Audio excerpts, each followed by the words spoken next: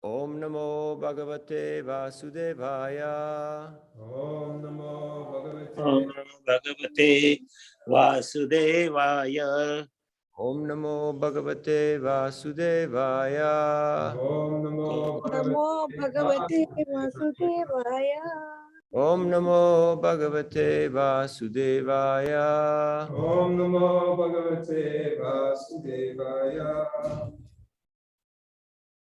Reading from Srimad Bhagavatam, first canto, 9th chapter, text number 20.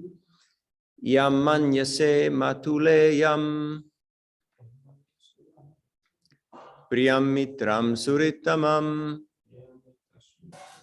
akaro sachivam dutam sauridat attasaratim. Synonyms. Yam, the person, manyase, you think, matuleyam, maternal cousin, priyam, very dear, mitram, friend, suritamam, ardent well-wisher, akaro, executed, sachivam, counsel, duta, messenger, sauridhat, by good will, ata, thereupon, saratim, charioteer. Translation and purport by His Divine Grace A.C. Bhaktivinoda Swami Srila Prabhupada ki jai. O King, that personality whom, out of ignorance only, you thought to be your maternal cousin, your very dear friend, well-wisher, counselor, messenger, benefactor, is that very personality of Godhead, Sri Krishna. Isn't the verse for Navami? A second. Real quick, we can do this verse, but I think I want to. I should have done this in the beginning. I just want to give a quick introduction. If you, we have with us today His Grace Navina Narada Prabhu. He's a disciple of His Holiness Radhanath Swami Maharaj. He's a devotee initially from Switzerland. Found out yesterday he joined the Hare Krishna movement when he was only 15 years old. He's a very accomplished Sankirtan devotee. And yesterday, him and another devotee, Gopal Champu Prabhu, was traveling through Philadelphia. We had a very nice time distributing books and chanting the holy names to people in Philadelphia. They're going to be staying with us for a few days, and we're very happy he's joining us today for Ram Navami. I think today he was planning on speaking about the glories of Lord Ramchandra. We can read about this, I guess, the verse in the purport, and then he'll go on to speak about this holy day today. Hare Krishna. Hare Krishna. Drona Prabhu, may I add to your lovely introduction? Sure, please. Charachandra Prabhu. So many people don't know this. Of course, we all know Naveen Nirad Prabhu for his book distribution and for his educating others to distribute books. But also, he is one of the very few devotees to have received the Bhaktivedanta title in ISKCON Mayapur. Wow. Hare Krishna. I didn't know that. Thank you, Charachandra Prabhu. So we will read the purport. Thank you for your kind words. Purport: Lord Sri Krishna, although acting as the cousin, brother, friend, well-wisher, counselor, messenger, benefactor, etc., the Pandavas, was still the Supreme Personality of Godhead. Out of His causeless mercy and favor upon His unalloyed devotees, He performed all kinds of services, but that doesn't mean that He changed His position as the absolute person. To think of Him as an ordinary man is the grossest type of ignorance. Again, the verse. Yamanyase matule yam priyam mitram suritamam akaro sachivam dutam sauridat atta saratim. Translation: O King, that personality whom out of ignorance only you thought to be your maternal cousin, your very dear friend, well-wisher, counselor, messenger, benefactor, etc., is that very personality of Godhead, Sri Krishna. Om Ajnanatimarandasya Gananjana Shalakaya Chakshurum Militam Jena Tasmai Sri Gurave Namaha Sri Chaitanya Manobhishtam Stapitam Yena Bhutale Swayam Rupa Gadamayam Dadati Swapadantikam Sri Krishna Chaitanya Prabhu Nityananda Sri Advaita Gadadhar Shivasari Gaur Bhakta Vrinda Hare Krishna Krishna Krishna Hare Hare Hare Rama Rama Rama Hare Hare Mukam karoti vachalam pangum langayate girim yat kripadamaham vande Sri Guru Dinataranam Paramananda Madhavam Sri Chaitanya Ishwaram Vanchakalpatarubhyascha Kripasindubhyevacha Patitanam Pavanebhyo Vaishnavebhyo Namo Namaha. Hare Krishna. So we're very fortunate to be here on the holy occasion of Sri Ram Navami at ISKCON Philadelphia in the association of all the illustrious Vaishnavas with your blessings. Here we see that Krishna is so much kind to his dear devotee Arjuna and to the Pandavas that he is taking on different types of services as their charioteers, as their counselor, as their messenger, and as their dearmost friend. That does not change his position as the Supreme Personality of Godhead. In fact, that enhances his position as the Supreme Personality of Godhead. Sometimes we have a very linear or a very limited perception of how relationships are supposed to be. The same goes true for guru and disciple relationship. Yet we do not do justice with that to the actual fact of the matter that relationships are not linear. They are spontaneous, they are individual, and they're very personal. Otherwise, it becomes something very mechanical, something very unsatisfying. That's why a lot of people, that's why a lot of people have turned away from mechanical relationships, whether it be so-called friendship or so-called family or so-called society or even so-called religion, because it's not satisfying. It's not giving the rasa or the taste that we're expecting from these relationships, because mechanics don't really give a relationship. There's no rasa in mechanics. It's just a matter of structure. It's just a matter of form. But unless there is actual experience, there's actual interaction, there won't be taste. Thus, there won't be any happiness. Thus, we will come to the conclusion that it is external, it is superfluous, it is totally meaningless. So, Krishna, through his kindness, through his magnanimity, he engages with all different types of relationships, with his all various devotees. And that makes him Rasa Bihari, the embodiment, the possessor of all rasa.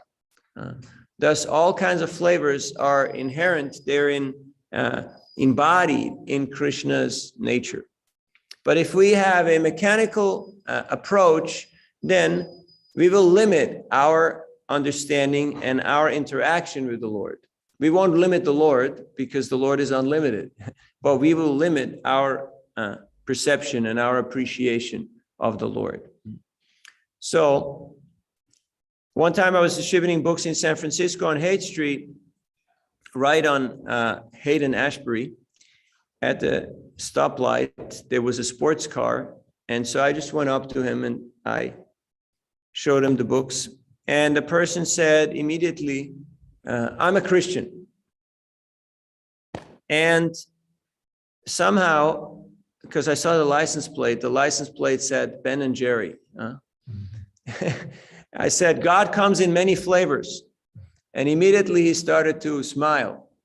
And his countenance changed because I appreciated his flavor, his appreciation for God.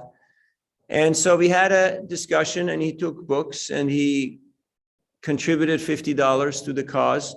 He owns 3 Ben and Jerry's in San Francisco, including the one right on Haight and Ashbury, right there in the corner.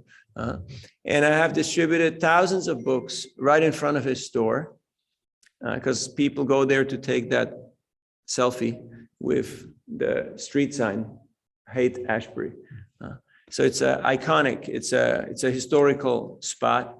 And he is very happy, even though there's a lot of shop owners and a lot of other people there who are not so happy to see us doing what we do. He is very happy to see us there doing what we do. And to my surprise, he's actually studying theology. He wants to be a Christian missionary. And now he completed his degree. And he has asked me, I know the theory, but I don't really know what it means to be a missionary. So maybe you can tell me a few of those things of how to do this in actual practical way, because he has no exposure to that.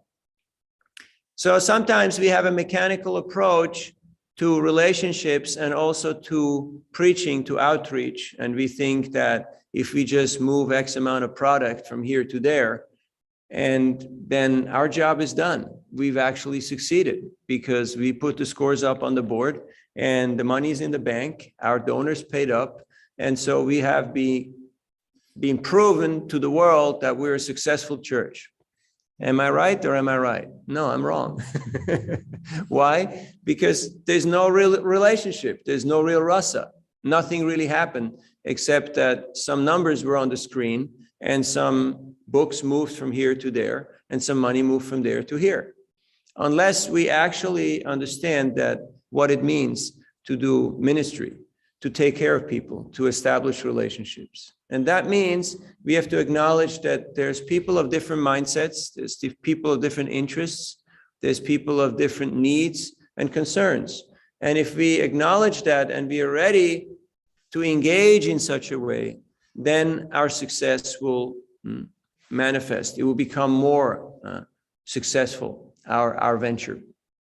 So we see how Krishna, the Supreme Lord, interacted with his various devotees in various different ways. And the Bhagavatam, Shukadeva Goswami, he states that no matter how one approaches the Lord, one will become actually benefited. Some approach the Lord with love, some approach the Lord with a fighting mood, some approach the Lord in an inimical mood.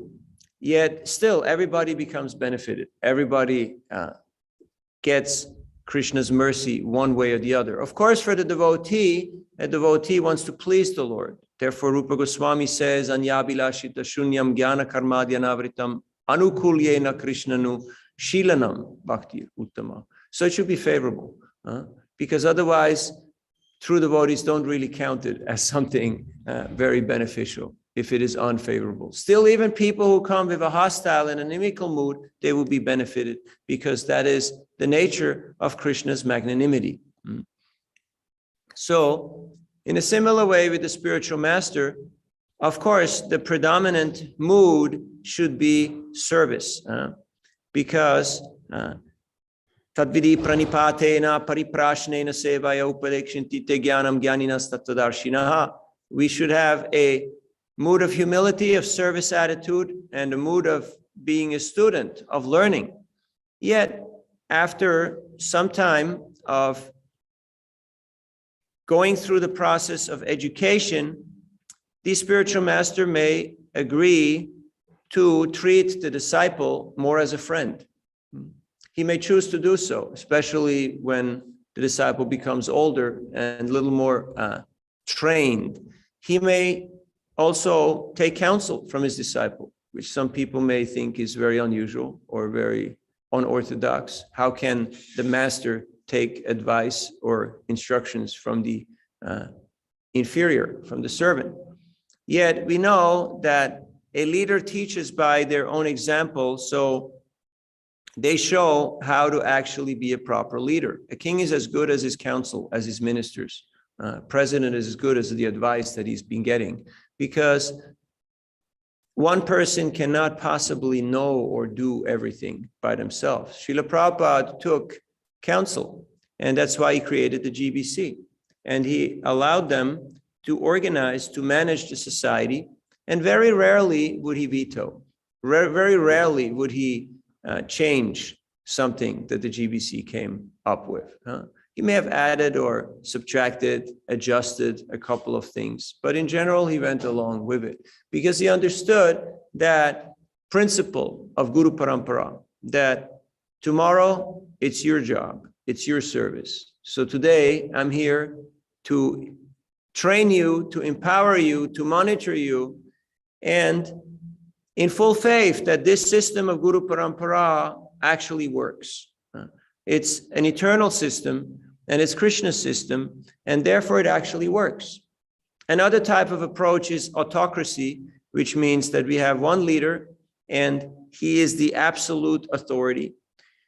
Yet there's a problem with that because there's no checks and balances, and oftentimes it's top-heavy. Oftentimes it may not consider the different needs and interests of the individuals.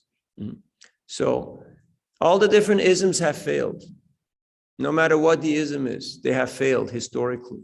But we have seen that the system that Krishna has established actually is sustainable and is the one that is working even today in the world, to whichever degree people are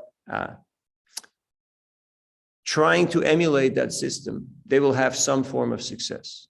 Anything that we see working in this world is because people are actually following Krishna's system to one degree or the other, because that's the only thing that works. Nothing else really works on a sustainable, on a long-term way.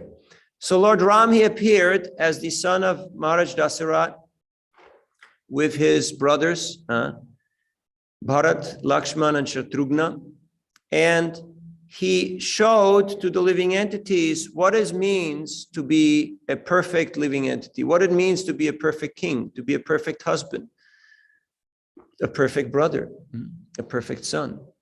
That is his example that he showed. And for that, we have the Ramayana by Valmiki Muni, which depicts wonderfully in detail the glorious activities of Lord Ram. Now, there's many verses, there's many stories, and there's a lot of katha that can be discussed. We'll just choose a few. One time, Lord Ram was holding court, because that's what kings do. That's what leaders do. They hold court, which means they're accessible and available. It's not that they're somewhere remote, 3 states away, and they show up once a year or, check in electronically. They're actually present. They're actually on the ground. And their door is open. Their heart is open. Any citizen, not only leaders, but any citizen who has a concern, a grievance, can come and address them. That's what it means to have open court. You don't have to have legal counsel. You don't have to have money. You don't have to apply and wait for 3 years till your case is being heard. You can just walk in and state your case, but you better have something, something good to say. So as court was over, the servant saw that there was a dog outside waiting. So he asked the dog, what's your concern? And he said, I would like to talk to Ram. And it's kind of strange, there's a talking dog and the dog was injured. The dog was bleeding. So he brought him in and he addressed Lord Ram, and he stated his case that one Brahmin on the way to the temple had kicked him and had thrown rocks at him. And that's why he was injured. And he felt this was unjust and he was looking for justice. So Lord Ram had the Brahmin called and presented with the facts of the matter. And he said, yes, it's true. I was on my way to the temple to perform my worship, and his dog crossed in front of me, and I kicked it and threw rocks at it because it was in my way. It was a nuisance, and so on. So Lord Ram, he asked the dog, so what do you think? What should be the punishment for that Brahmin? Which is also quite unusual, because that's not usually the course of how things go. So the dog said, I would like him to become the Mahant, or the head priest of the main temple that we have in town here. And everybody was kind of surprised, like normally you ask for punishment. You're not trying to elevate somebody to a very high position. So right now he's just a priest, a pujari, but you're trying to elevate him to be the Mahant, the head, the chief of the Mat. So people were a little puzzled. And so Lord Ram asked him, what was the logic behind his wish? And the dog said, in my last life, I was the Mahant of the temple, but I mistreated others. And that's why I'm here right now.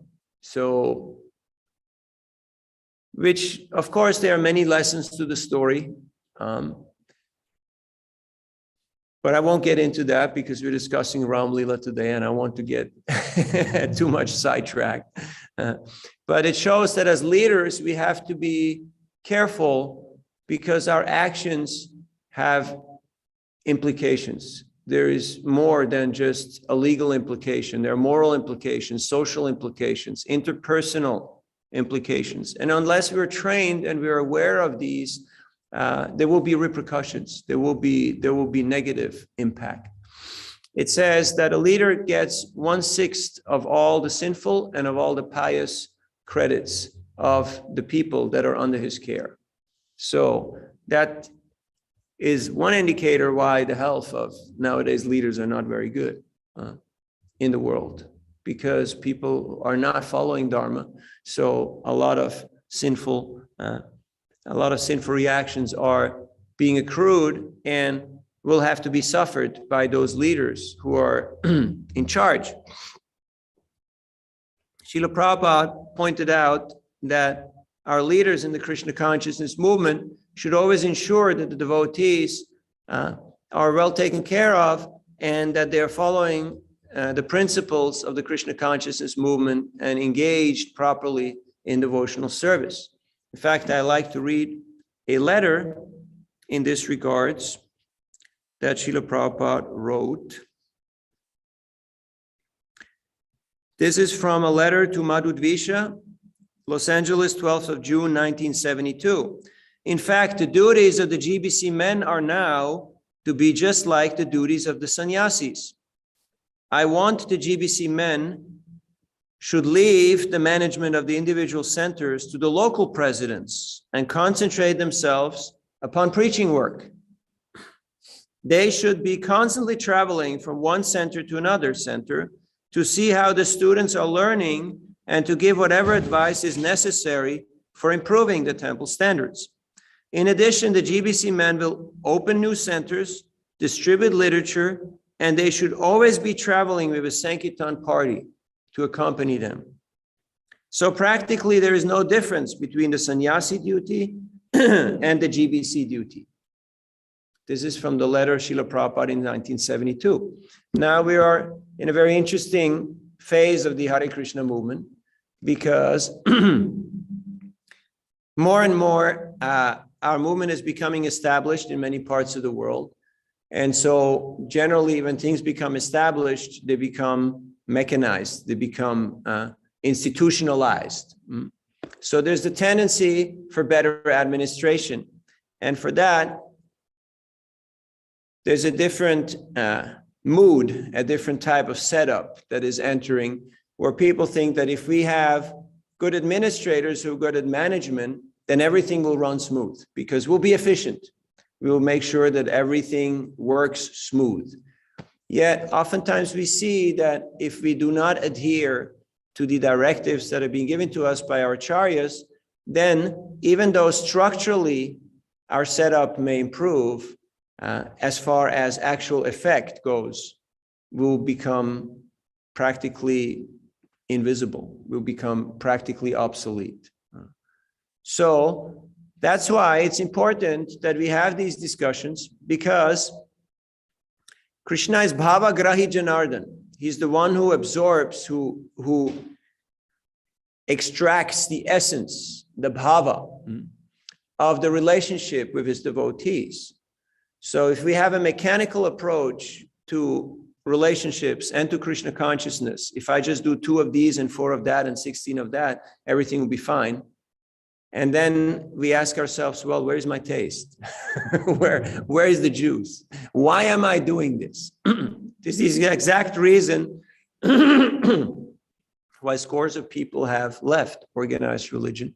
And even now here in this great country, we're meeting people from all different religious backgrounds. And the majority of them will tell you, my parents are Christian, Hindus, Muslim, Jews, whatever, but I am a nothing.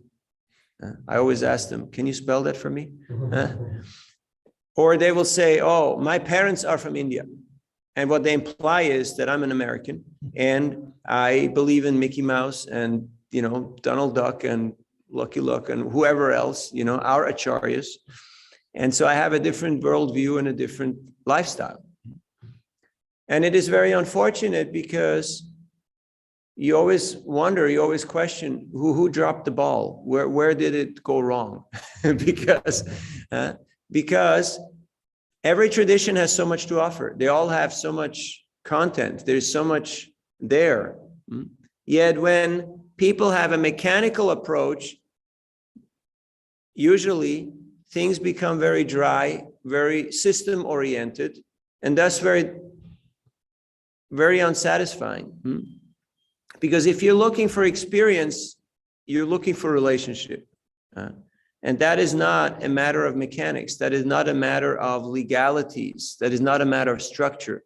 It's a matter of personal care and attention and being actually available.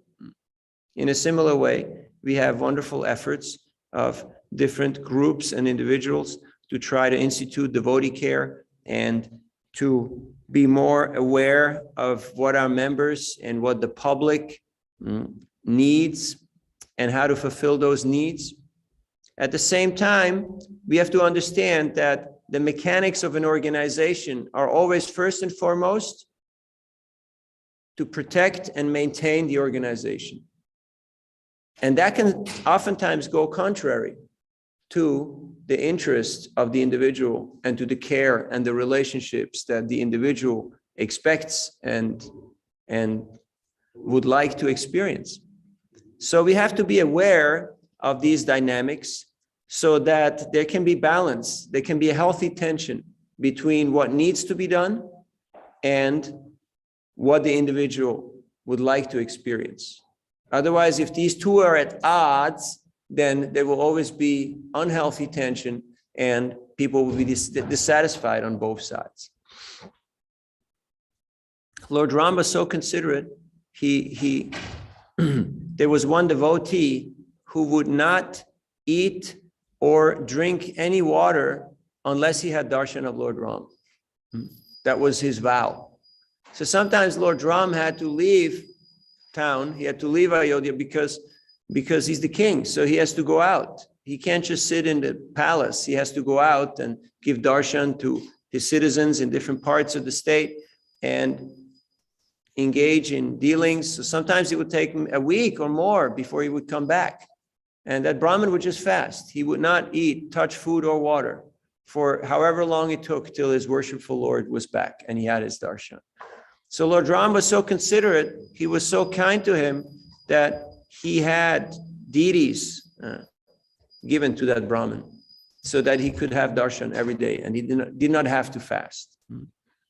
Those deities later on were worshipped by different great personalities. They were handed down as very ancient deities of Lord Ram. Lord Ram was the exemplary king, as we have mentioned. He was also the exemplary husband, that he took full care and protection for his wife, Sita Devi. When his wife was kidnapped, he went after the culprit, after Ravan, and he killed him and his entire tribe. And Lord Ram was perfectly capable of manifesting unlimited amounts of Sitas just from his own body, from his own self, because Sita is an expansion of Ram. The Lord is the source of all the Lakshmis. Yet he showed that as a perfect husband, he is very much appreciative of his wife, and thus sparing no cost and effort and labor to protect her. So that is the great epic of the Ramayana. Of course, in a great epic, in a great drama, there has to be villains, there has to be superheroes, there has to be the beautiful girl, there has to be special weapons and special situations. So all of that is there in the Ramayana. And therefore, it is so attractive, so intriguing that since time immemorial, people are studying the Ramayana. Even nowadays in Indonesia, even though it's now presumably a Muslim country, their main, it's called wayan, which is puppet. They make puppets, and they have puppets and shadows of puppets. They do different types of cultural presentations of the Mahabharata and the Ramayana, even though they themselves are Muslim, but that's what they have, because whole of Southeast Asia was under the Vedic rule. If you go to Cambodia, Angkor Wat, near Siem Reap, you will see how different kings have built temples and murals, which are bigger than this wall, over life-size depiction of the Mahabharata and the Ramayana. Murals, big reliefs and structures. And it is a UNESCO World Heritage place, and different countries have adopted different temples. Japan, Germany, other countries have adopted, and they are reconstructing these monuments that are now falling into ruins. So formerly people would gather morning and evenings and hear Ramayana and Mahabharata and hold Sankirtan. And in this way, they would feel enlivened. They would feel inspired to live virtuous, to live godly, to live pious lives. Nowadays, we don't have that because the association that we are having is mostly ungodly and unvirtuous, because that's what we're exposed to in this world. So it's important, that's why Srila Prabhupada instituted the morning program, that we hear the Bhagavatam, that we hear the Gita, and we discuss it, and we see how does this translate, how this applies in my life. Otherwise, as Srila Prabhupada said, there will be no more Hari Hari Bol. Our temples will turn into museums, like in so many other traditions. It has happened where people just go to look at some monument. They will drop a coin in the box and they will light a candle. And the kids wonder, who built this? Who put so much effort and money into doing this? And why is there nothing going on now, except a couple of old ladies who come? So history tends to repeat itself. We should not think that we're exempt from history, unless we adhere by the instruction of our parampara. Similar things will happen, and it is already happening in many parts of the world.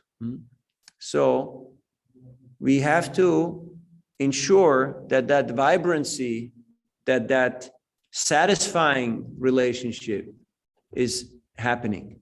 This tushyanticha ramanticha, this sharing of hearts, this holding of Sankirtan, of churning the nectar of Krishna consciousness. And that means sharing, because sharing means caring. If I don't care about others and I'm simply selfish, then I will lead a superficial life. Yet our acharyas say we should not lead superficial lives. We should be titikshava, karunika, surida sarvadehinam, ajata saptava santa, sarava sadhu bhushanaha. We should embody these qualities of tolerance, kindness, magnanimity, which are exemplified in Lord Ram. So there are many beautiful stories in the Ramayana in regards to Lord Ram's character and his activities. Yet time is short, and we have another class in a few minutes by the grace of the internet. So we'd like to open up for questions, comments, and reflections. We have about 10 minutes, so somebody would like to ask or add something, please, now is a good time. Jai Shri Gonitai Jagannath Baladev Subhadra Devi Sitaram Lakshman Hanuman Sri Radha Sharat Bihari Ki Jai. So it is wonderful to see how here in this great city of Philadelphia, this beautiful temple has not only sustained, but has expanded and is being rejuvenated by all of your efforts.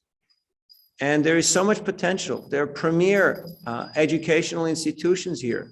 There are very educated and very qualified people living here in this area. So thank you for keeping the Sankirtan movement alive and for expanding it.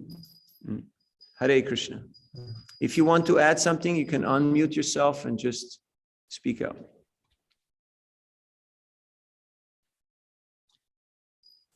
Thank you very much, Prabhu. Very nice class.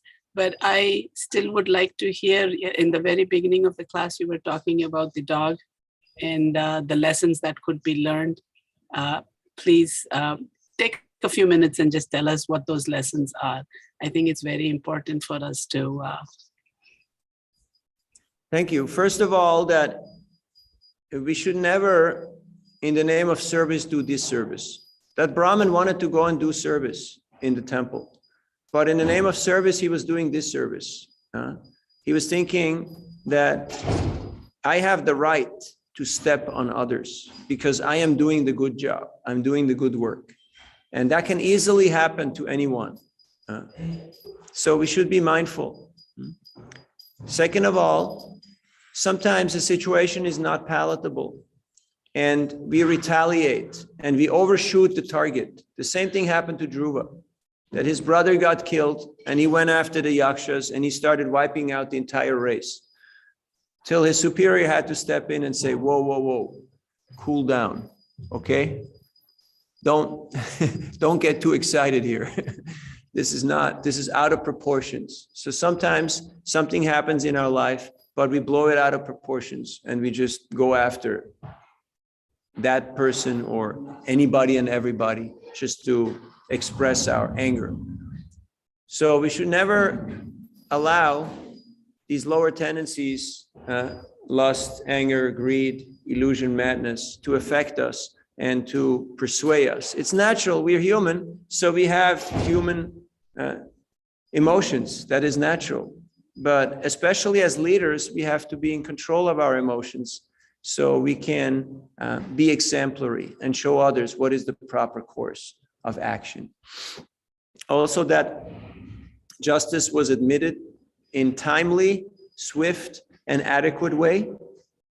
And all the parties were interested in a beneficial outcome. Because otherwise people lose trust. They lose trust in the system, they lose trust in the leadership, and then everybody just goes and does whatever they want because they think it doesn't matter. And that's what we are at right now in the world. And unfortunately, because ISKCON, our little society, also is a part of the world. So those tendencies that are there in the world will also reflect on our own movement. That individuals and also leaders may think that, yeah, that might be there somewhere, but I don't have to follow the law because I'm above the law for whatever reason, because I've been here for long or I'm a senior citizen, or I've done so much service, or this or that, or it's an extraneous circumstance.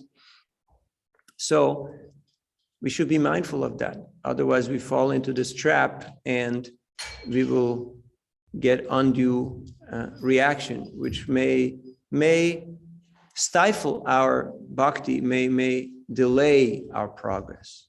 So anartha or aparadha is what blocks our relationship with service, with Krishna. So we should be Careful, we should be mindful. And when I talk of leaders, I'm not now here addressing the temple president or the GBC or the this or the that, because Prabhupada wanted every member of the Hare Krishna movement to be a leader, because people are looking towards the devotees as exemplary, as role models. And if they see that we're not, or that we're deficient in one way or the other, they will say, you are not very effective. That's if they're kind. And if they're not so kind, they will say, you're a bunch of hypocrites. And that's why we don't want to deal with you. Now, people may not be austere. They may not be knowledgeable. They may not be virtuous. They may not be pious. But people are very analytical. And they're very much averse towards hypocrisy. So if we want to have impact, we ought to do well to root out hypocrisy in our own lives and in our communities and in our institution. Otherwise, people will just say, keep driving, just don't bother. Like I meet so many people who are completely fed up with organized religion. Now I tell them we're not an organized religion. We're a very disorganized religion. So actually we should be relevant to you. That was a joke. I meet many people who say we're completely disenchanted with the yoga, fad, because it's hypocritical. They talk about community and this and that. One lady was telling me yesterday. But then it's all about who owns the project and who makes the money and who can exploit others. It's not about community, quite the contrary. So these are just some reflections, but there are many, I'm sure there are many more that can be taken. And that Lord Ram was not only hearing from the dog, but he was also asking the dog, what do you think what should be the punishment? What do you think should be the atonement for that person? Because sometimes we may think, okay, problem solved. We superficially patched it up. We mediated, or we threw some money at it, or we gave some perks, and now everything's fine. But that will not really do justice. That will not really satisfy the person. And so a proper resolve is actually that both parties understand what went wrong, why it went wrong, and what needs to be done to correct it, and they agree to do that, to do that work to actually correct it. Otherwise, it's just superficial. And it won't really change the attitude that has caused that situation. Any other points? Thank you very much, Prabhu. Very, very important about the aparad and the anarthas. So when there are two parties, I only have control over what it is I can do. So what practical, yes, praying to Krishna and asking him to guide me is one thing. What other practical things could I do to avoid those aparads and committing those anarthas? Thank you. We should all go on Sankirtan and engage in public hearing and chanting and distributing of Krishna's mercy. So we'll feel so much happiness and joy that will help us to overcome our lower tendencies. Speaking for myself, I have many faults, I have many defects. And but the joy I'm experiencing in Krishna consciousness is encouraging me, and it is inspiring me to rise above my conditioned nature, which may not be very conducive for bhakti or for civil life. So unless and until we actually have that experience, that we associate with the devotees in Sankirtan, and we see these are all members of Chaitanya Mahaprabhu's Sankirtan team. These are all team players. These are all, like yesterday, we had a kirtan going on. There was a book table and some book distributors, and the holy name was reverberating. And what we heard from people was, hey, the Hare Krishnas are back in Rittenhouse Square. It's great to see you guys out here. There was amazing response. One lady, she stopped and she said she's a mother of 3 and there's a lot going on. She's super busy, and I just gave her a book and I just talked to her, try to establish some sincere relationship. And midway through the conversation, she pulled out some money and she gave it to me. I didn't talk about donation or anything. And then at the end, I told her, thanks for keeping your chutzpah, which means like it's a Yiddish expression for your inner resolve, your fervor, your straightforwardness. And her face just lit up, and she was like, first of all, she was Jewish, and I recognized it, and I appreciated it. And second of all, she responded favorably, and she said, "That's just what I needed. That's just what I needed to hear. Thank you very much." So Krishna will use us as an instrument, and that is the most,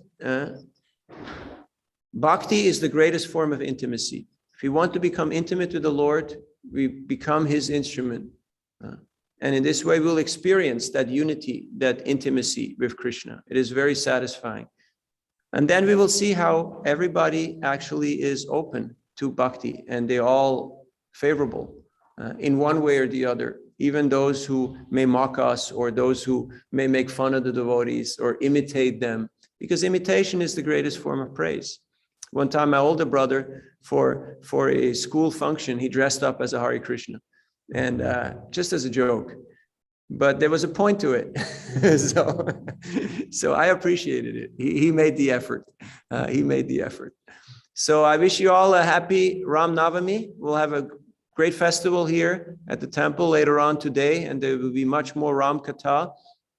Thank you for being who you are and doing what you do. Even though I don't know you, I can't see you, but I know you're doing so much, because I can see this community is growing and it is vibrant, and it is here to stay and to make a great impact in this area.